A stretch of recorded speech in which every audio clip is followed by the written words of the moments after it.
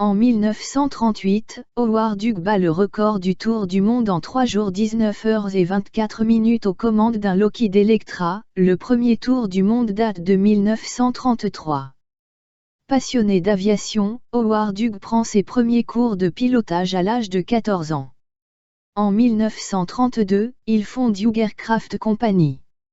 Son premier projet est le H1 Racer qu'il pilote et avec lequel il bat plusieurs records de vitesse vers 1935. Le H1 est un appareil dont les lignes épurées et le train d'atterrissage rétractable favorisent la stabilité et la vitesse. Hughes bat aussi des records d'endurance. Le 14 juillet 1938, il achève, avec Thomas Thurlow, Harry Connor, Edward Lind et Richard Steddard, un tour du monde à bord de son Lockheed L-14 Super Electra à 2 moteurs Cyclone de 1100 chevaux chacun, dans un temps record de 3 jours, 19 heures et 14 minutes. Lors de ce tour du monde, il traverse sans prévenir l'Allemagne nazie malgré l'interdiction d'Adolf Hitler. Here's another record flight round the world, made in a 2-engine Lockheed monoplane by millionaire Howard Hughes.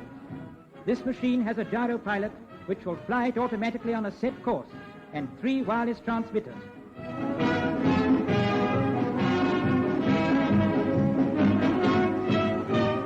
Here are pictures of this daring young airman taking off on the first stage of his adventure.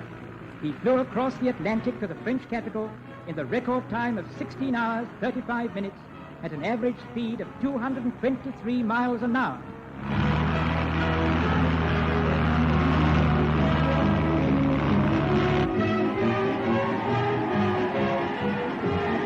It will be recalled that Colonel Lindbergh took 33 hours, 30 minutes to fly the same distance in 1927.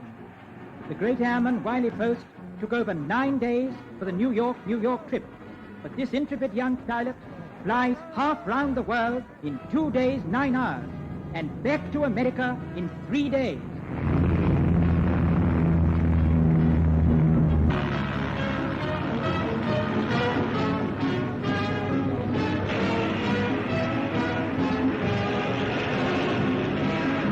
Another epic of the air has to be recorded in the history of aviation, and we congratulate the dauntless leader of this round-the-world flight for his magnificent courage and endurance.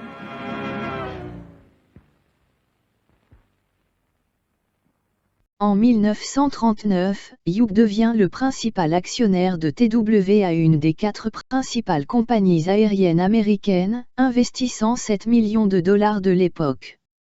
Il a un rôle important dans l'étude et le financement des Boeing 307 Stratoliner et Lockheed L-1049 Constellation.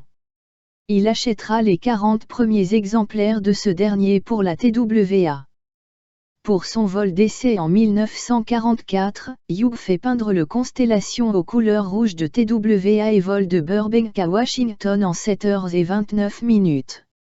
La vitesse moyenne est légèrement supérieure à 550 km/h. C'est un formidable coup de publicité qui préfigure l'aviation commerciale américaine d'après-guerre. Testant lui-même les prototypes de la Hughes Aircraft Company, Howard Hughes se blessera grièvement le 7 juillet 1946 lors d'un tragique accident au cours du vol inaugural du Hughes XF-11, prototype d'avion de reconnaissance américain développé dans les années 1940. Il souffrira, jusqu'à sa mort, de 14 blessures graves à la tête, traumatisant gravement son squelette et son système nerveux.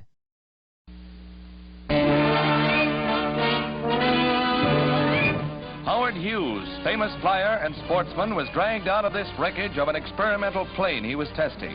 He was seriously injured. After ripping the corner from 2 homes in Beverly Hills, California, the plane finally plunged into this house. The force of the impact virtually wrecked the building and caused the plane to catch fire. The flyer said that the accident was due to motor failure shortly after his takeoff. He failed to make a crash landing on a golf course. Dennis O'Keefe, film actor, inspects damage done the home of Lieutenant Colonel Myers, chief interpreter at the Nuremberg war trials. America's aviation trailblazers willingly pay the price in man's conquest of the air. Hugh passa les 8 dernières années de sa vie alité toute la journée en regardant des films, vivant nu, drogué à la morphine puis à la codéine. On lui avait prescrit cette dernière pour soigner des douleurs ostéo-articulaires liées à un grave accident dans un avion qu'il pilotait. Il ne se coupait jamais la barbe, ni les cheveux, ni les ongles. Il décédera en 1976.